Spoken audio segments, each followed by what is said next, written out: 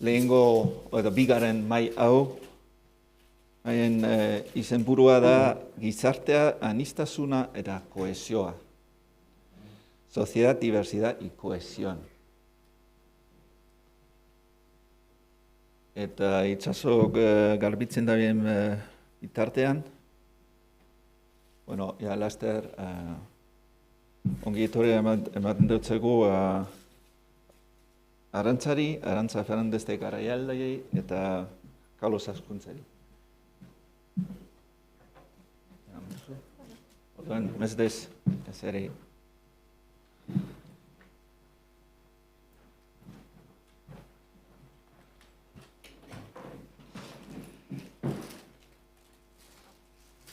Hitz pare bat, hori buruz, Arantza Fernandez de Garaialde, Andereño erriteratua, 40 urtez ibili da eskolako lana eta jarduera sindikalean, txantakatzen, eta bestalderik gaur egun, jubilatua, Bilbon Euskal Eskola Publikoaren aldeko plataforman aktivista edo militantea da. Bestaldetik Carlos Askuntze, 2005-etik Reiaseko Euskadi Ekonomia Alternatiboa eta Solidarioen Sarreko koordinatzaile gisa lan egiten da. Eta aurretik bebai egoako sentsibilizazio arloan lan egin zuen. Bere lanagaitik, Riasetik, bebai, ekonomia solidario, banku, etikoa eta gizarteratze enpresak bultzatze dabil eta hainbat plataformatan parte hartzen dugu. Adibide bat, San Francisco hainbat hiritargo militante moduan, mugimendu hiritaren ibiltzen da. Azteko, eskatzen dutzat Arantzari, gainera lehen aipatu zen bebai neuri batean, zubi bat egin dugu neuri batean Juan Jose Ibarretxek eskola aipatuz, eta orduan, Arantza, bakoitzak eduki du 15 minutu, eta gero badago une bat, partekartzeko galderak, refleksioak. Momentxu bat, bebai, erdaraz egingo dut, zean eta bebai, Arantza es maestra ya retirada, de jubilado. Durante 40 años ha compartido tanto el trabajo en la escuela como también su actividad como sindicalista. Hoy en día es sobre todo activa en la plataforma en la defensa de la escuela pública de Euskadi. Carlos Askuntze es coordinador de la Red de Economía Social y Economía Alternativa y Solidaria. Anteriormente también ha trabajado en el área de sensibilización del Instituto de IGOA y desde ellas se están impulsando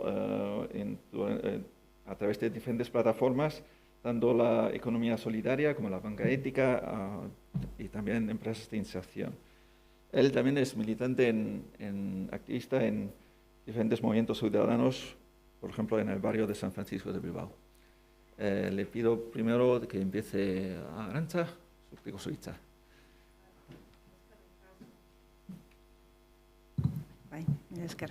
Eskerrik asko Gernika gogoratuz eta EHU guneri, gonbiteagatik. Galdera da zer eginkizun du hezkuntzak gizarte gisa ditugun erronkei aurre egiteko orduan. Nik hitz egingo dut hezkuntza sistema formalari buruz. Jakinda sistematik kanpo badaude hainbat eragile hezitzaileak direnak. Familia eta beste horren beste. Baina hezkuntza sistema formalera mugatuko naiz. Kohesioa bilatzen dugu bere erabakien jabe den subjektu sozial bat eraikitzeko. Bere oraina eta bere etorkizuna erabakiko duena. Eta pertsona anitzez osatutako subjektua bilatzen dugu. Horrekin batera, berdintasunezko gizartea lortu nahi dugu ere, aberastasuna justuan banatzen duena. El sistema educativo por sí mismo no puede garantizar la cohesión social, lo mismo que no puede acabar con la precariedad o con la pobreza. La juventud cada vez tiene más formación, pero eso no le permite esquivar ni las consecuencias de las crisis económicas ni romper las reglas del mercado laboral. El ejemplo más ilustrativo de esto sería el de las mujeres que tradicionalmente tienen mejores resultados académicos y, sin embargo, la brecha salarial ahí está y ahí sigue, ¿no? Incluso sin salir del propio sistema educativo, hay una relación constante, significativa y positiva entre el ISEC, el índice socioeconómico y cultural de cada persona, y los resultados académicos que consigue. ¿De acuerdo? Hala ere, zer egiterik badago, eta zergatik dago, zeren eta lehen ere aipatu da. Kohesioari begira oso garrantzitsua da aurre egitea diskurtso xenofoboei, misoginoi, aparofoboei.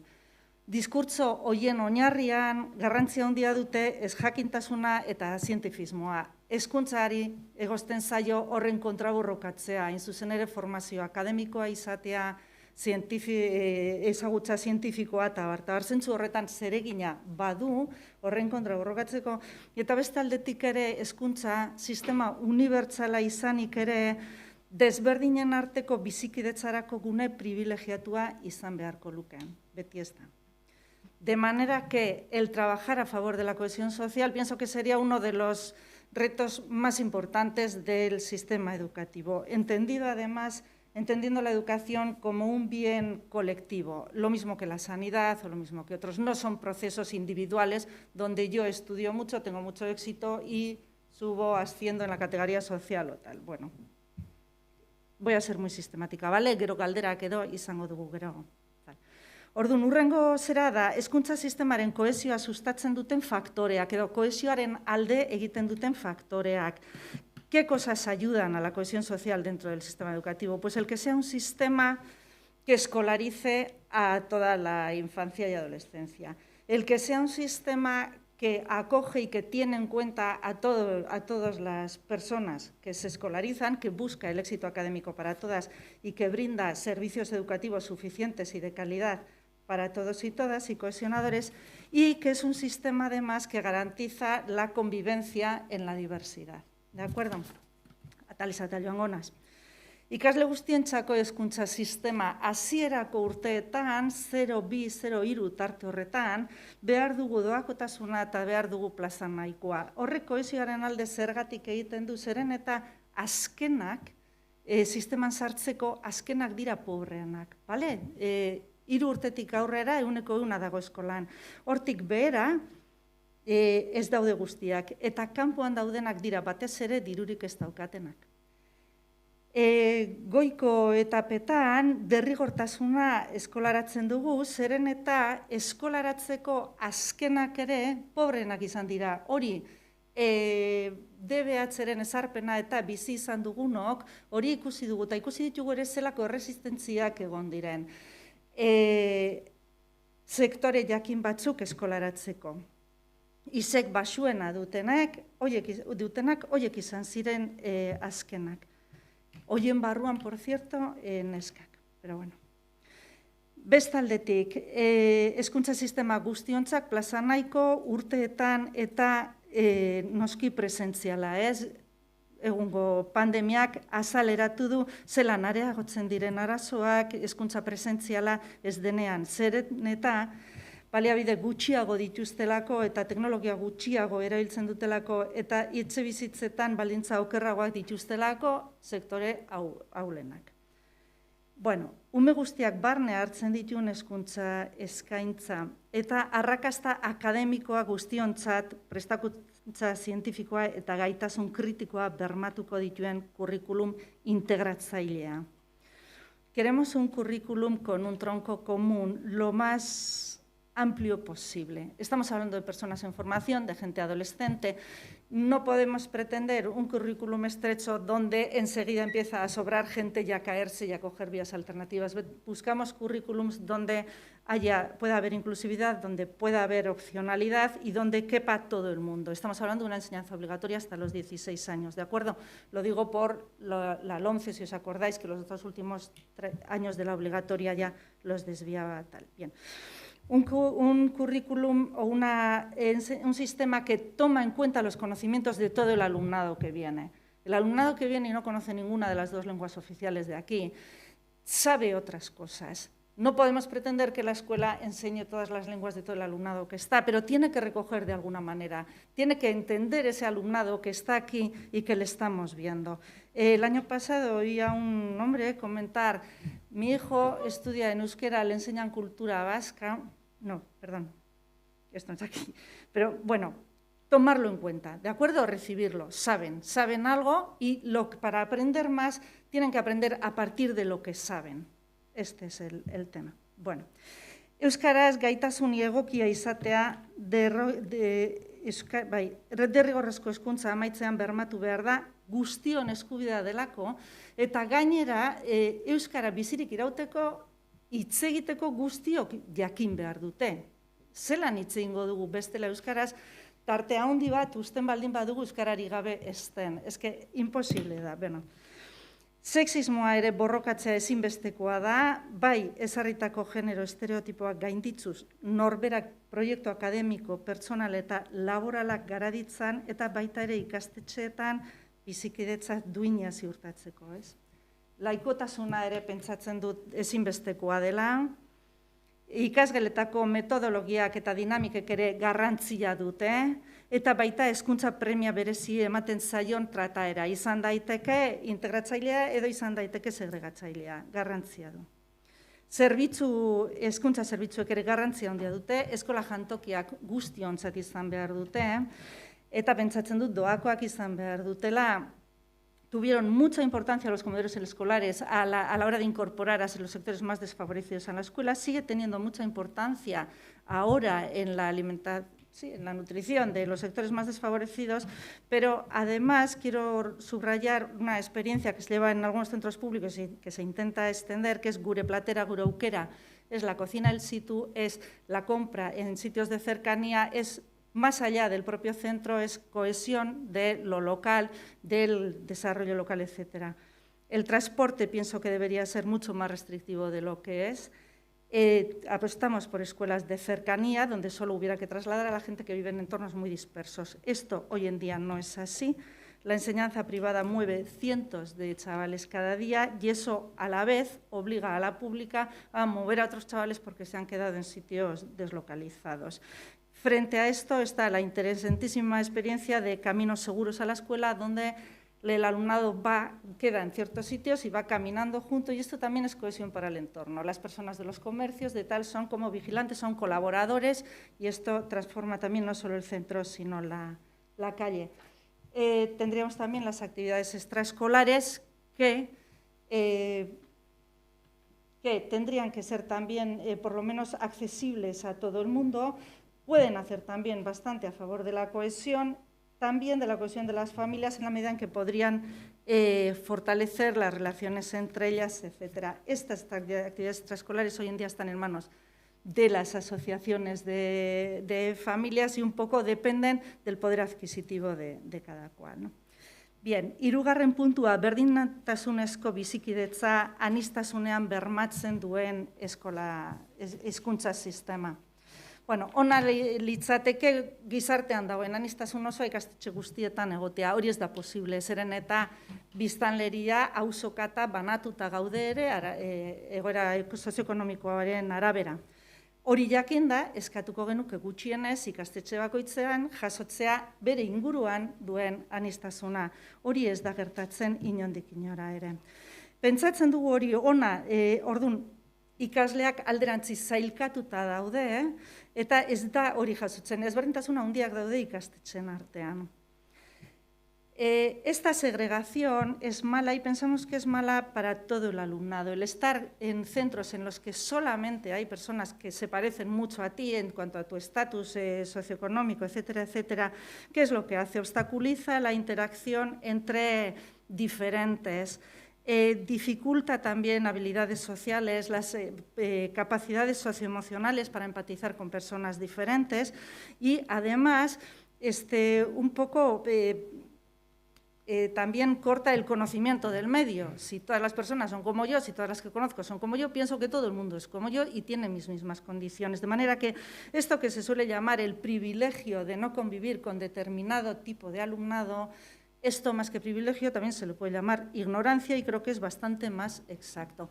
Hay que pensar además en el mensaje envenenado que estamos dirigiendo a la infancia cuando les estamos colocando en centros segregados en función de su situación socioeconómica o de lo que sea. Les estamos diciendo, tú sí, pero con ese, con esa, no.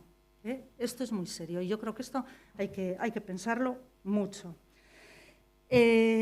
Segregazioak oztopoiek ezartzen dizkie ume guztiei, baina gizarte maila baxueneko umiei oztopo gehiago gehitzen dizkie. Zergatik, zeren eta hor ikasleen arteko hor trukearen bidez egiten den ikaskuntza txikiagoa da, baldin eta orokorrean dagoen ezagutza txikiagoa bada.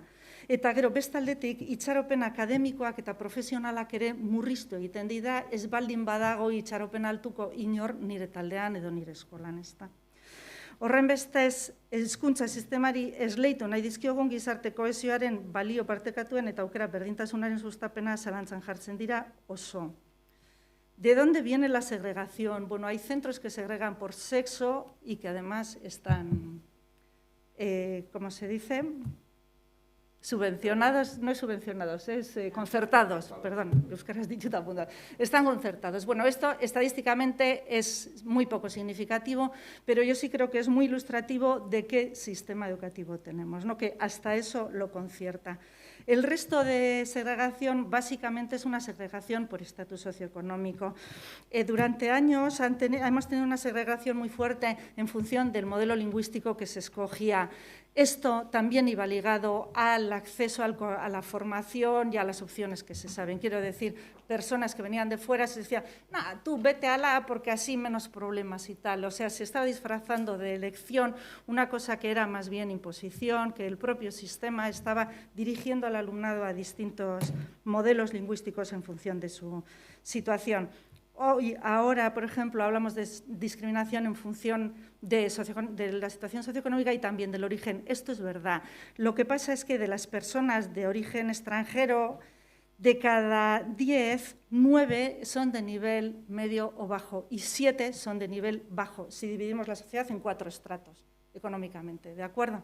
O sea que... Orduan, kokapena eta zenbait ikastetxek izan ditzaketen ezaugarri bereziak alde batera utzita, korrelazio argia dago ikastetxean titulartasunaren eta eskolatzen dituzten ikasle motaren artean. Irakaskuntza pribatuak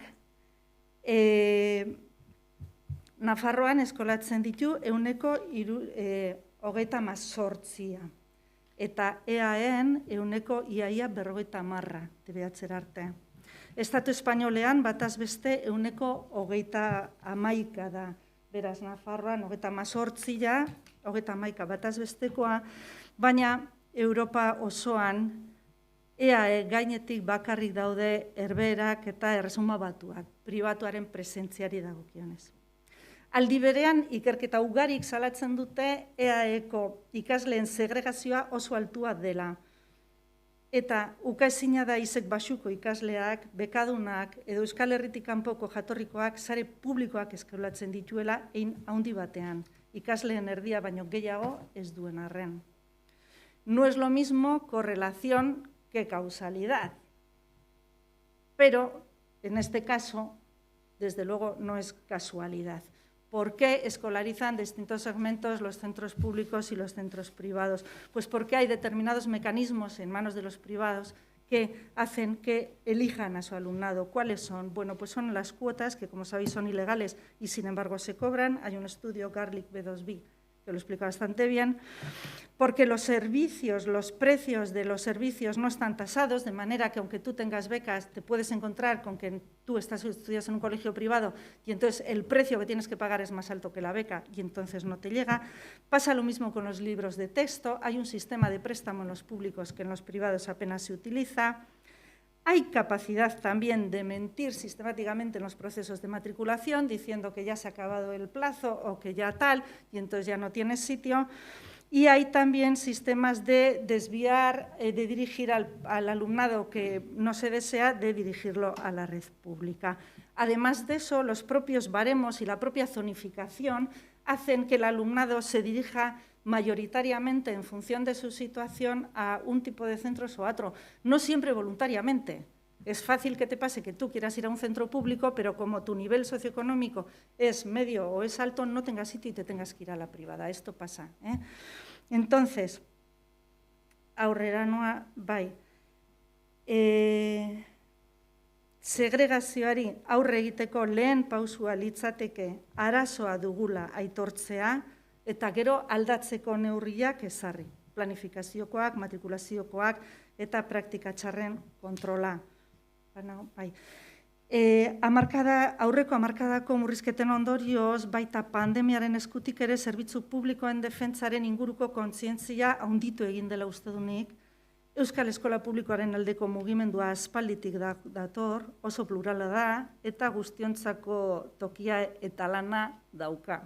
Beraz, familia elkarteak daude, tokiko plataformak, sindikatuak eta bar.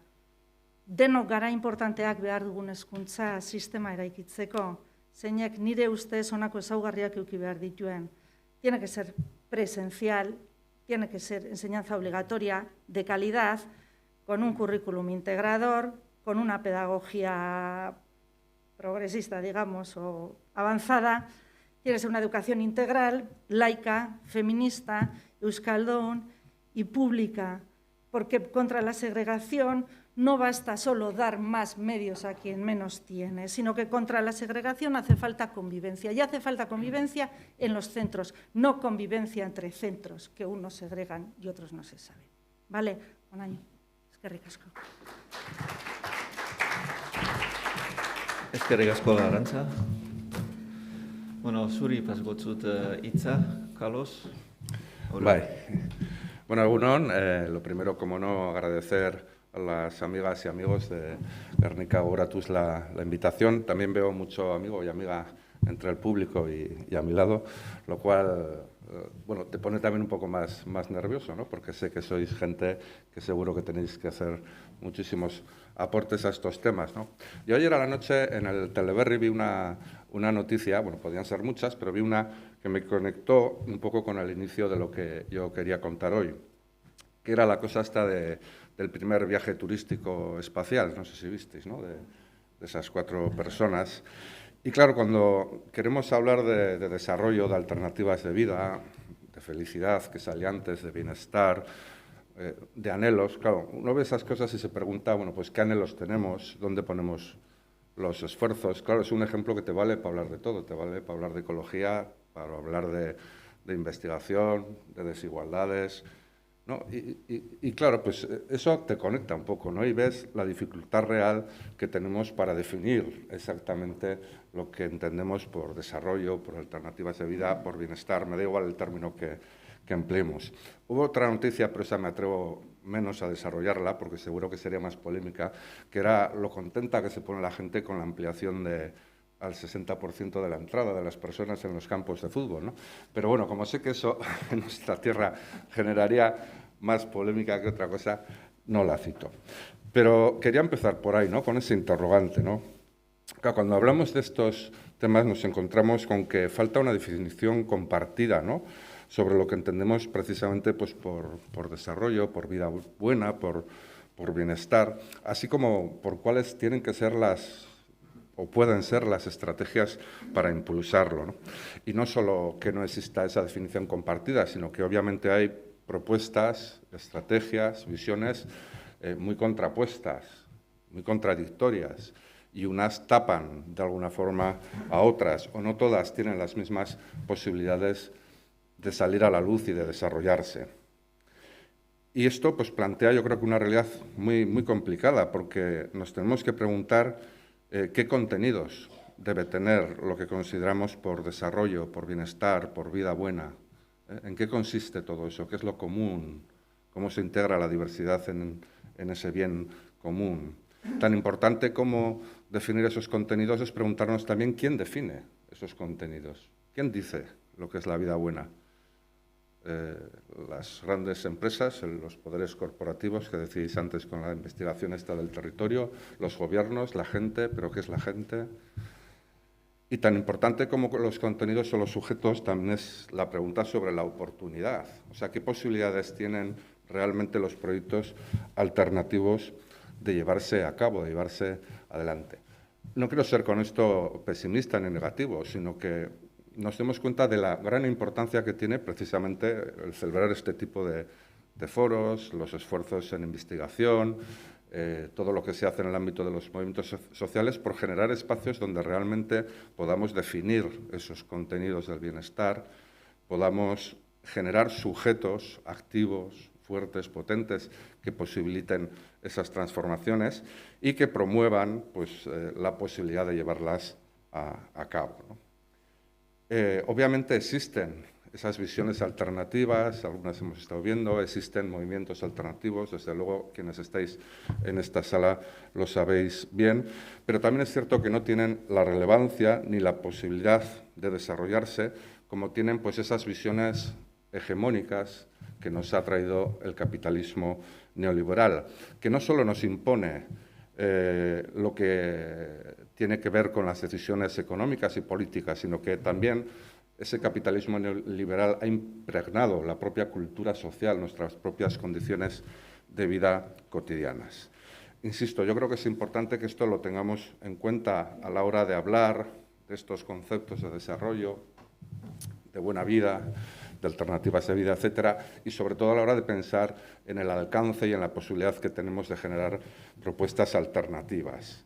Porque yo creo que también a la hora de señalar esas propuestas que lo voy a hacer, que son las que modestamente desde la economía social y solidaria, o más exactamente desde Reas Euskadi, hacemos, para poderlas hacer también hay que ser capaces de pensar en qué coyuntura, en qué contexto se pueden desarrollar y desplegar, ¿no?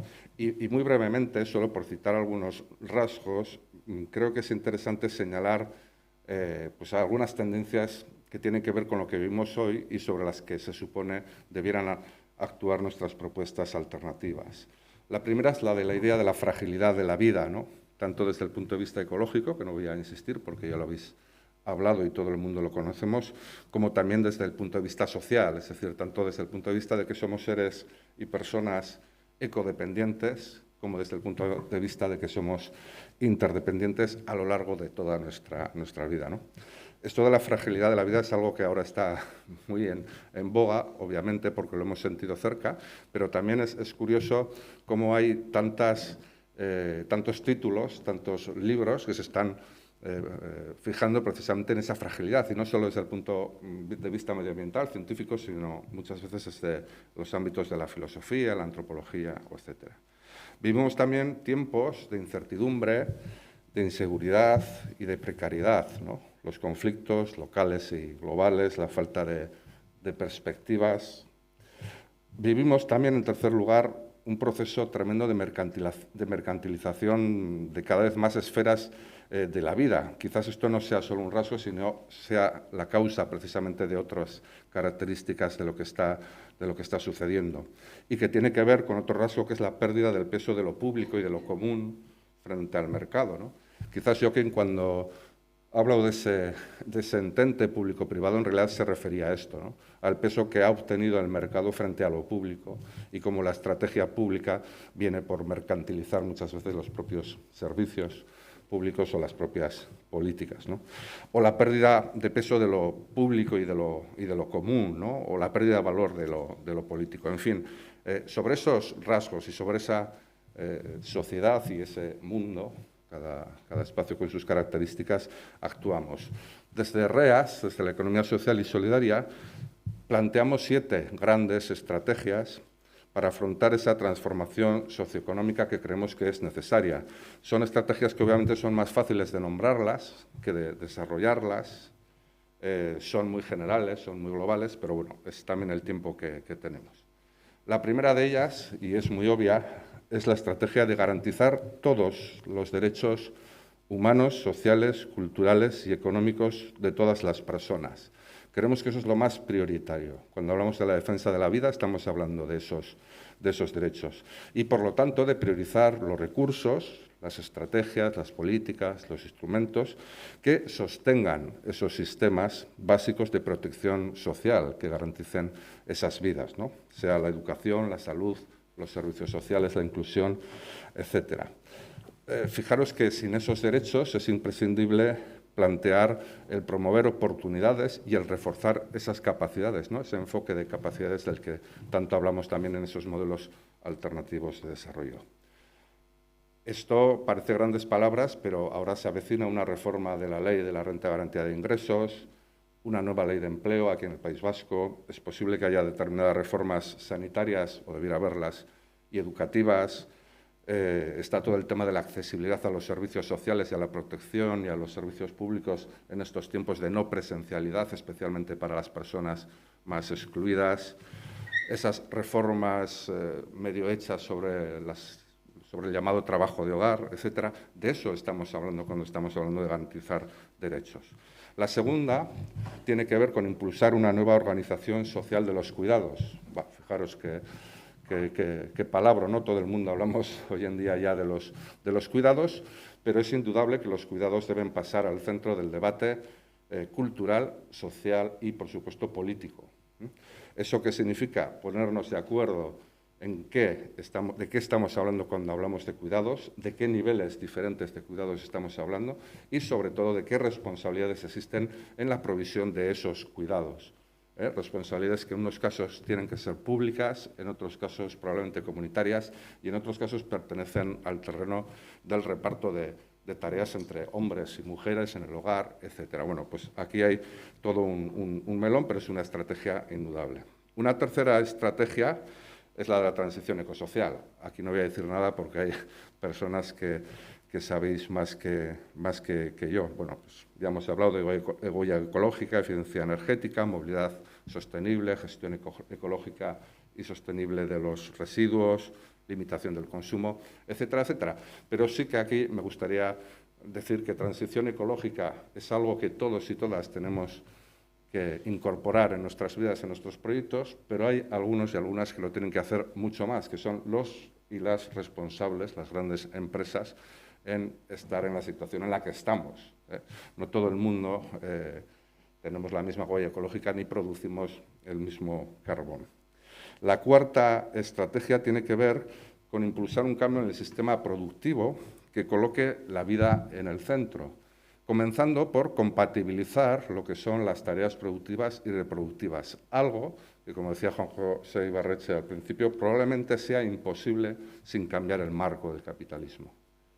El marco del capitalismo hace incompatible esa conexión entre producción y reproducción. Estamos hablando de horarios, estamos hablando de valorización de trabajos, estamos hablando de reparto de trabajos, estamos hablando de quienes hacen un tipo de trabajos y quienes hacen otros, etcétera.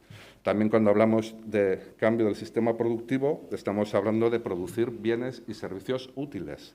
También algo bastante incompatible con el capitalismo, porque la mayoría de la producción que el capitalismo realiza o es dañina en algunos aspectos, en muchos aspectos ambientales y sociales, pero además es inútil. Consumimos mayormente cosas que no son necesarias o son inútiles. Desde luego, un cambio que promueva pues una economía circular, una economía más directa, etcétera. La quinta, pues promover una estrategia basada en el soporte y valorización de las cadenas económicas locales y sostenibles, tanto desde el punto de vista medioambiental, pero también desde el punto de vista social. Apostamos por economías de proximidad, de circuitos cortos, de producción, comercialización y consumo, que generan pues, mayor cohesión social. Hablamos, obviamente, desde la economía solidaria de producción local, de financiación alternativa y ética, de esos circuitos cortos de comercio, de ese consumo crítico, consciente y transformador, y promoviendo con ello pues, esas soberanías económicas, energéticas, alimentarias, culturales, tecnológicas, etcétera, que tanto nos son necesarias para construir estos modelos. Ya la sexta sería pues, apostar estratégicamente, como no, por el desarrollo de una economía social y solidaria. La economía social y solidaria es un ámbito muy difuso, es muy amplio, es muy abierto, no es un modelo acabado, tiene muchas contradicciones, no tiene todas las respuestas, pero al menos sí tiene un carácter preformativo, prefigurativo de lo que podría ser una economía postcapitalista diferente, o al menos también tiene un conjunto de prácticas que son diferentes, alternativas a lo que comúnmente se hace en el capitalismo. Desde luego estamos hablando de actividades económicas impulsadas por iniciativa social al servicio del bien común, como la banca ética, cooperativas de generación, comercialización y consumo de energías renovables, iniciativas de agroecología y soberanía alimentaria, comercio justo, gestión sostenible de residuos, tecnologías abiertas, bueno, pues todo el catálogo de donde nos situamos la economía social y solidaria.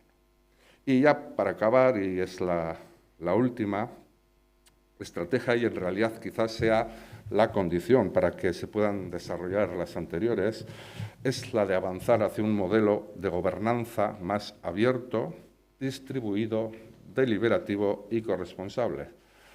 Es decir, que el poder esté en la gente, que haya herramientas e instrumentos donde la gobernanza sea más abierta, es decir, llegue a más personas, a más agentes que puedan participar en la toma de decisiones, distribuido en diferentes agentes y espacios, deliberativo, es decir, con capacidad de que nuestras opiniones tengan peso en las decisiones, y corresponsable, obviamente, ¿no? Bueno, pues estas son modestamente las 7 propuestas que hacemos. Ya digo que son grandes palabras y que habría que hablar mucho de ellas. La verdad es que nos gustaría que fuesen las grandes estrategias que se apoyasen para construir esa resiliencia y esa transformación que nuestras sociedades y nuestros sistemas políticos y económicos necesitan, pero creemos que, al igual que pasó en la anterior crisis del 2017, no parece que vayan por ahí las salidas y tampoco parece que vayan por ahí las propuestas políticas de reconstrucción como son los Next Generation. Bueno, pues sin más, espero que estas propuestas sumen a lo que decía al principio, a esa idea de generar estos espacios de participación, de generación de pensamiento y prácticas alternativas, pues bueno, para construir esos cuerpos y esos territorios que habitamos pues con una forma más justa, más solidaria y más equitativa. Eskerrik asko.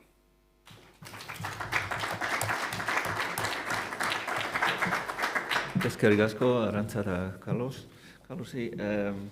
Bueno, elementu asko ipini deuz mai gainean, eztabaidatzeko, orain bat daukagu une bat, 20 minutuko une bat, eztabaidatzeko, galdera planteatzeko. Ahora, bueno, muchas gracias Carlos y Arantza. Ahora vamos a tener unos 20 minutos para debatir. Nos han puesto sobre la mesa bastantes elementos para dialogar, para debatirlos. Pues os invito a la participación. Ya tenemos una primera pregunta aquí al final. Izquierda.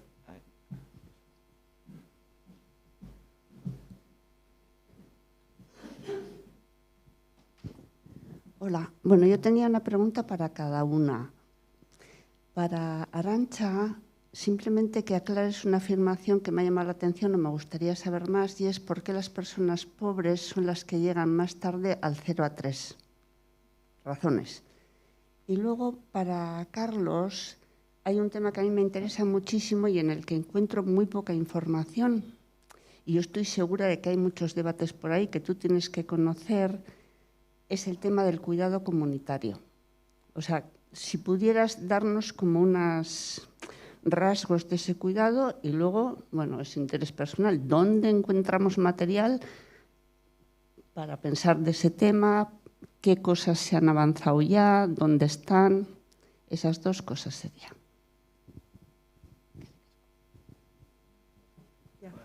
Bai, eskerrik asko. La situación es muy distinta, bueno, es muy distinta de 0 a 2 y 2 y 3. En las aulas de 2 años está escolarizado el 94, creo, % de los niños y niñas. Es porque las aulas de 2 años, eso aquí, en Navarra mucho menos.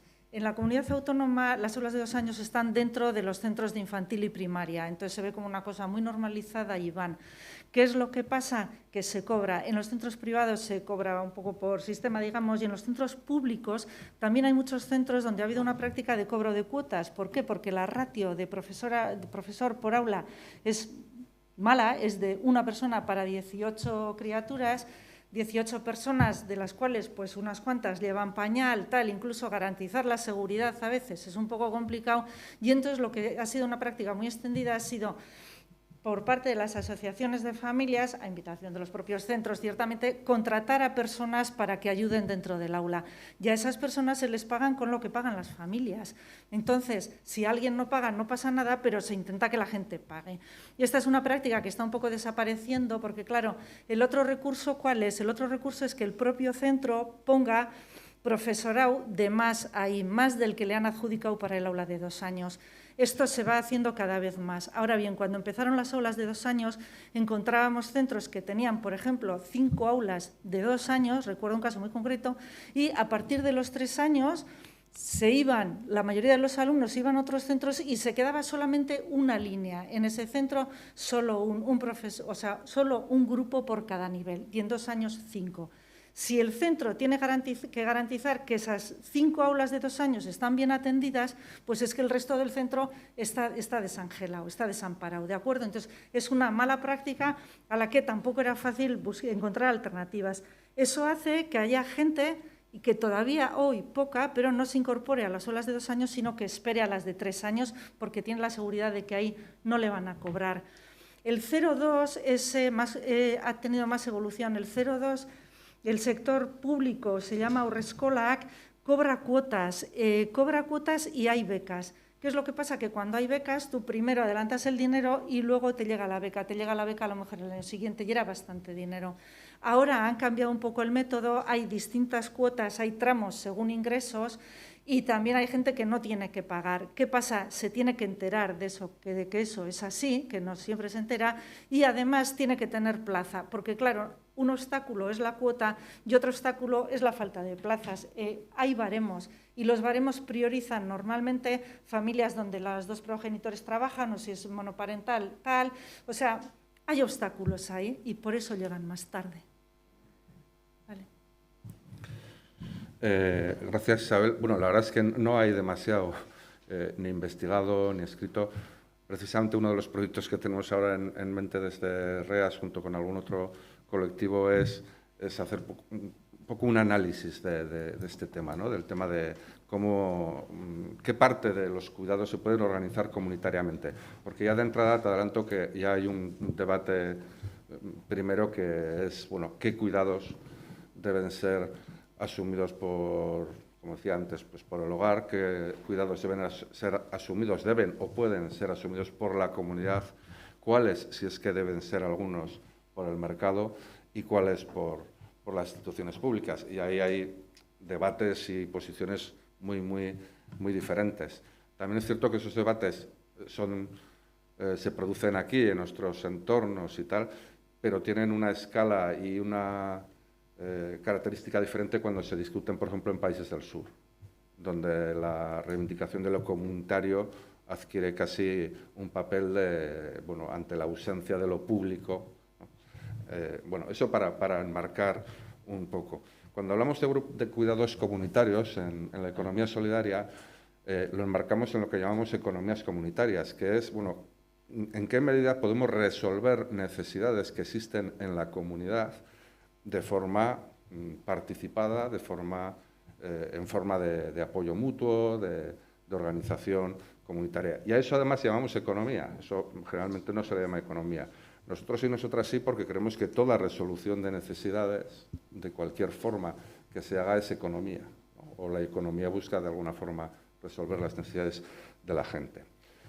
¿De qué estamos hablando? Hombre, pues lo más reciente que ha existido han sido las redes de de solidaridad ante la pandemia, especialmente cuando el confinamiento, que ha sido una experiencia, yo creo que enorme, grandísima, pero que ha quedado también un poco secuestrada en los medios de comunicación por esas otras redes de carácter institucional que han tenido muchísimo menos peso y muchísimo menos integración en lo que es el día a día y en el territorio y en lo próximo y en el barrio. Bueno, esas experiencias de apoyo mutuo dentro de esta pandemia yo creo que han sido interesantísimas. Es una forma de cuidar a tus vecinos y vecinas, especialmente aquellas que tenían más dificultades, y pienso, porque soy optimista, que ese tipo de experiencias pueden hacer que surjan redes, digamos, más permanentes, ¿no? Porque lo que sucede también con estos movimientos es que surgen, bueno, se acaba el confinamiento y tal, y bueno, parece que desaparece.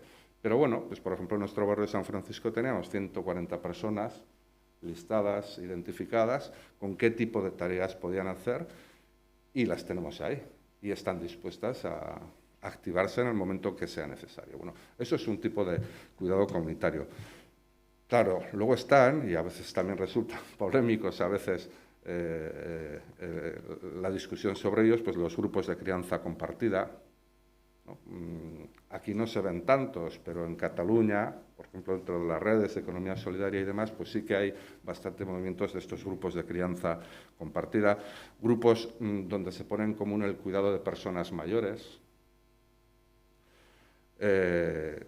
formas de cuidarnos a través de herramientas como son los bancos del tiempo o las redes de trueque,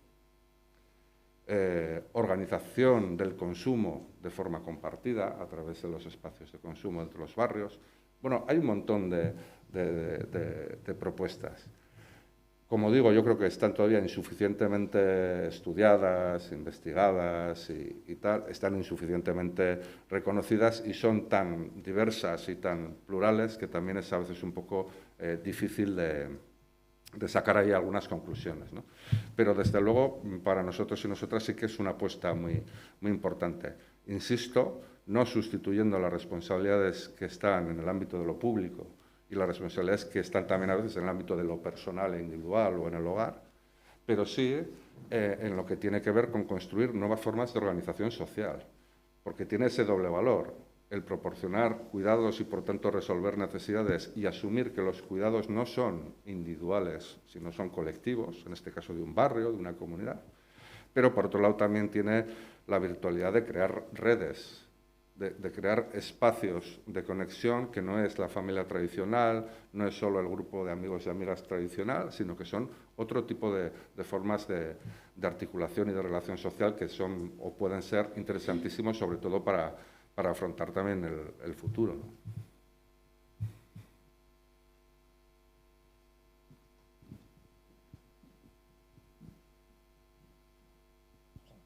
Yo quisiera hacer un comentario sobre esto que estáis planteando, no porque tenga una respuesta a lo que tú dices, sino porque con lo que has dicho me parece que es un elemento fundamental en la construcción de una alternativa y que se corre el peligro de hacerlo muy, muy estrecho, muy pequeño este problema con un concepto de comunidad que es el que ya tenemos, cuando precisamente un replanteamiento nuevo de los cuidados nos obligaría a pensar qué nuevos tipos de convivencia necesitamos hoy para que eso sea posible de solucionar, ¿no?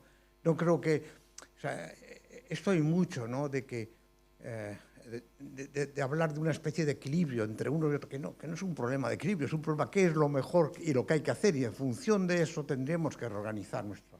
Bien, esto es un poco utópico, pero me parece importante hacer ese planteamiento, porque yo creo que ahora hay una tendencia a instrumentalizar demasiado este problema, ¿no? Por ejemplo, hay iniciativas, las ciudades compasivas, suena muy bien, pero al final no es verdad, no estamos cambiando nada, ¿no?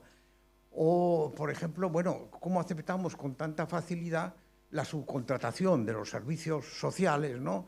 Y toda la problemática que hay, ¿no?, con las trabajadoras, ¿no?, de las residencias, lo que sea, en que aceptamos normalmente que estén mal pagadas, porque no hay un sentido de exigencia social, ¿no?, de compromiso con lo que está ahí pasando. O sea, quiero decir, sin más, ¿no?, creo que realmente el tema de los cuidados es mucho más importante de lo que a primera vista parece, porque es tal vez, al igual que la sostenibilidad, un elemento que pone en cuestionamiento nuestro concepto de lo que es realmente hoy la sociedad que necesitamos, ¿no? No es un problema compasivo, es un problema mucho más de repensar qué queremos hacer con nuestras sociedades. Nada más, como comentario. Sí, sí, y de organización social. Se me ha olvidado, claro, otro ejemplo de organización comunitaria de los cuidados son las propuestas de vivienda compartida, de vivienda cooperativa de cesión en uso, que en Euskadi, curiosamente, es uno de los espacios donde menos se están desarrollando. Hay 3 o 4 proyectos, además todavía ninguno ha empezado, pero bueno, en Cataluña y en otros sitios está muy adelantado y en Europa también, ¿no? Pero en ese sentido, Alfonso, en ese sentido que no es con la compasión o con el sentido de cuidar a otra persona que está peor que tú, sino autoorganizarnos cómo queremos vivir una vida y, obviamente, las vidas que vivimos tienen que partir de los cuidados, ¿no?, entre las personas.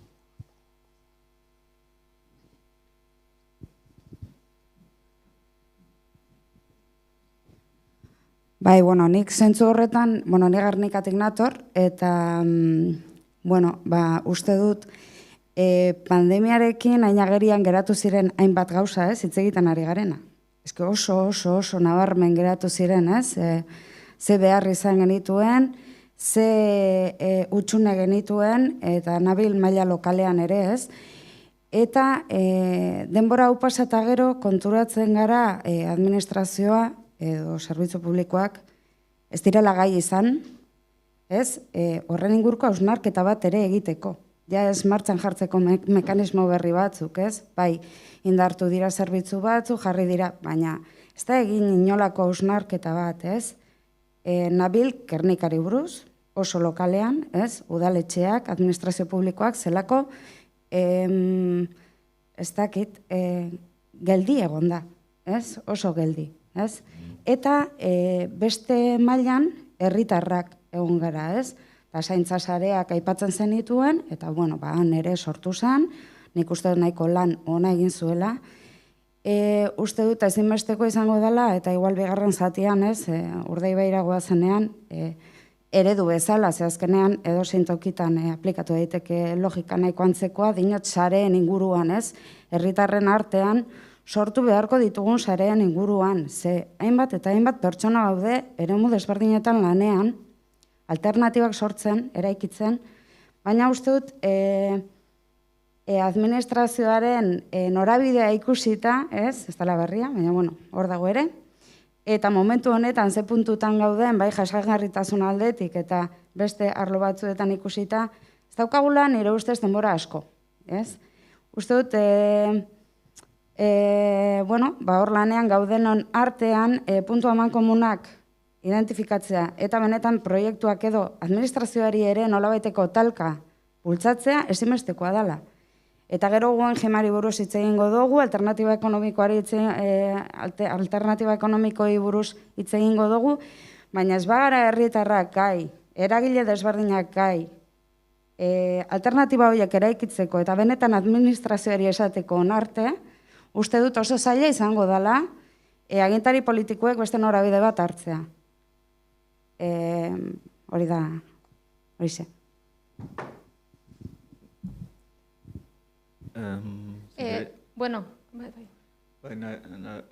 Sara, ez dakit, zer ikusia bateko?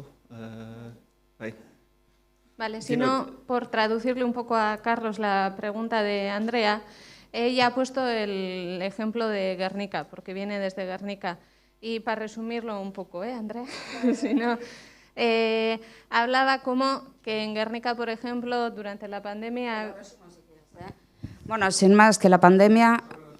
Sí, sin más que en la pandemia creo que ha sido muy evidente, ¿no? Muy evidentísimo todo lo que ya se llevaba diciendo mucho tiempo, pero y la administración creo que no ha estado a la altura. No ha estado a la altura y sigue sin estar a la altura. Ya no en poner mecanismos que puedan solucionar los problemas tan evidentes, sino es que ni siquiera está haciendo esa reflexión. Me parece a mí de manera real, si no es para un poco cubrir expediente. Entonces, me parece que las ciudadanas, desde nuestras organizaciones, que creo que son bastantes, y además creo que tenemos muchísimos puntos en común, ¿no? Para ir creando alternativas, pero no solo crear alternativas o proponerlas aquí ahora en esta charla, sino realmente llevarlas a cabo luego en nuestros territorios. En este caso pues sería Urdaibai, luego ya hablaremos, pero me parece que sí que tenemos fortalezas como para empezar a plantear alternativas y llevar a la administración a otro punto, ¿no? Pero para eso realmente tenemos que empezar a tejer esas redes que igual ya existen a un nivel, pero hay que llevarlas a otro. Un poco eso. Sin nada que decir, totalmente de acuerdo, claro. Bai, hezkuntzan adibidez, zer dela eta ez gara exigentiagoak administrazioarekin, ez da? Nik uste dut hor, batez ere lehen haurtzaroaren zaintzan pisu handia dutela aurriritziak eta kulpabilizazioak eta lakoak.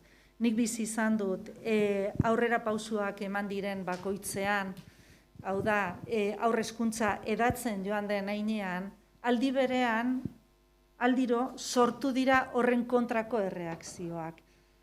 Ni lanean hasi nintzenean, aurre hezkuntzan bakarrik maila bat zegoen, 5 urtekin sartzen ziren umeak eskolatan.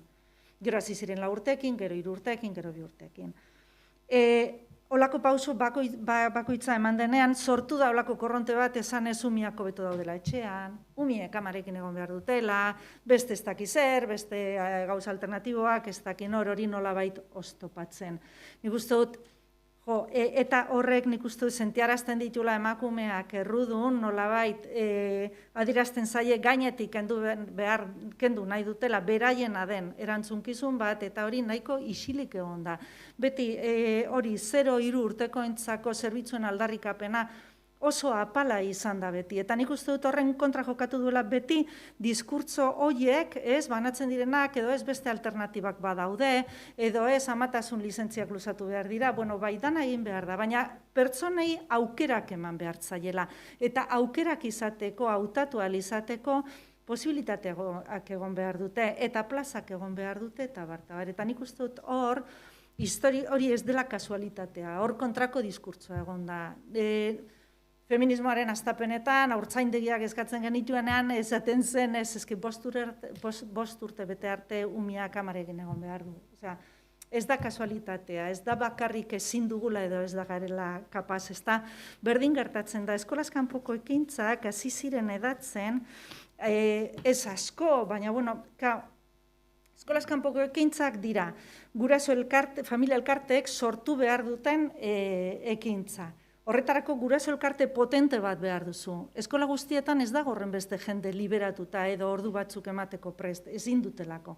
Prekarioak baldin badira ezin dute.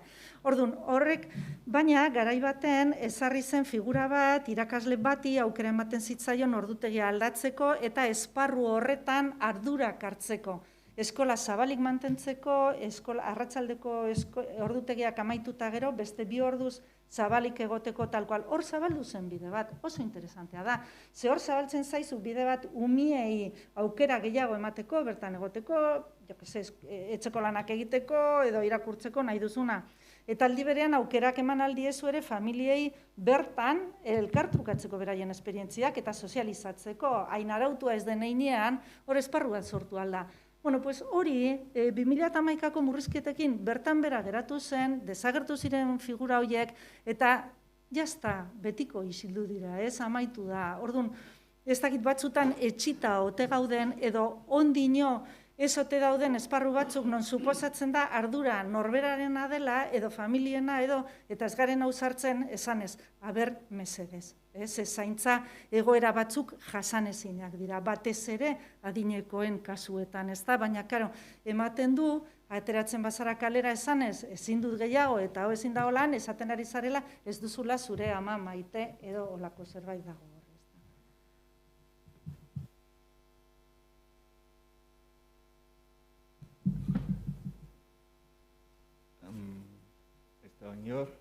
Nik jarri nuke mahai gainen galdera bat Arantzari.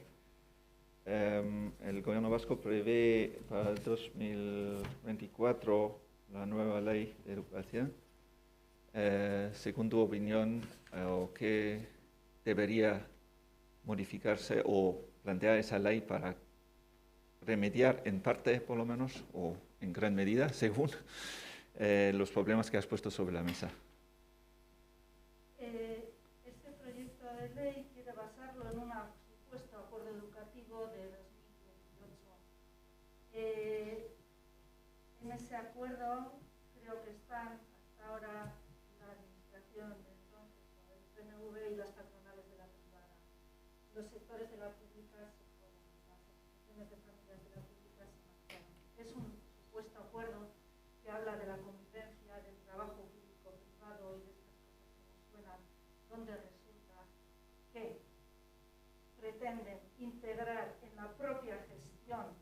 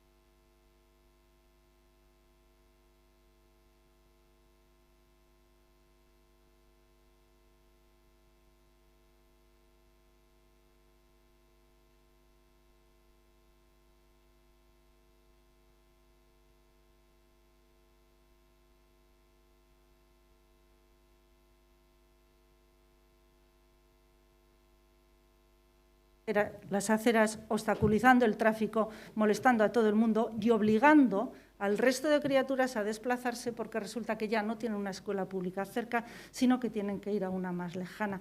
Con esto hay que terminar. ¿Contra esto de qué se está hablando? Se está hablando del derecho de las familias a elegir. Este es un derecho que es relativo, no lo digo yo, lo dice el Ararteko. Hay un derecho a manifestar las preferencias por un centro, pero ese derecho no se puede poner por encima del derecho colectivo a la educación sin segregación, igualitaria e equitativa, tal y cual. ¿De acuerdo? Entonces, esto, además de que no es un derecho absoluto que esté por encima de todo lo demás, es un derecho que solo pueden ejercer determinadas personas. En realidad, casi nadie va al centro que querría ir. Es más, la mayoría de los centros probablemente no son como querríamos que fuesen. Yo creo que si planteáramos a la población, vamos a quedarnos cada cual, vamos a planificar de diferente manera, de manera que no estén centros ubicados en medio de un barrio absolutamente marginal, sino que estén un poco compartiendo barrio marginal con no marginal, de manera que puedas mezclar a la población y que todos los centros sean entornos agradables y soportables. Probablemente la mayoría de la población estaría a favor de esto. No tengo fórmulas mágicas, pero desde luego creo que la situación es que la orientación tiene que ir más por lo que he comentado al principio, poner proa hacia ahí, hacia luchar contra la segregación, planificar de otra manera y controlar las malas prácticas de la privada. No tenemos falta de legislación. Legislación tenemos la Escuela Pública Vasca, tenemos el decreto de conciertos, tenemos un montón de legislación. No necesitamos tanto legislar como pensar y cambiar el rumbo y poner a las administraciones al servicio de la mayoría de la población y no de los lobbies que más presión puedan ejercer en un momento o en otro, que me temo que es lo que está pasando. Bueno, eskerrik asko, Arantza eta Carlosi. Une hau amaitu da. Orain bataukagu denboratxo bat hankak luzatzeko, komunal joateko, 12etan hueltatuko gara ona. Nik uste dut, bueno, hitz pare bat izateko, argi geratu da betiko kontue, marko zein neurri batean lehen da bizi, markoa aldatu egin behar da beste guztia aldatzeko. Hor, ez da baita horretan gabiltz, eta nik uste dut horren bitartean, bai egin beharko genuke zer, baina hor dago dilema bat. Ahora tenemos hasta las 12 para extender un poco, hacer un paseo y al servicio o lo que haga falta y volvemos para las 12. Para terminar, para decir un par de palabras, pocas, pero creo que también en este debate, en esta mesa, ha vuelto a surgir el debate hasta qué punto habría que dar prioridad a cambiar ese marco que de alguna forma determina todo lo demás, pero entre tanto, mientras no tengamos esas fuerzas para cambiarlo, algo tendremos que hacer y ahí está un poco nuestras cuestiones dilemáticas. Pues nada, nos volvemos a ver a las 12 aquí.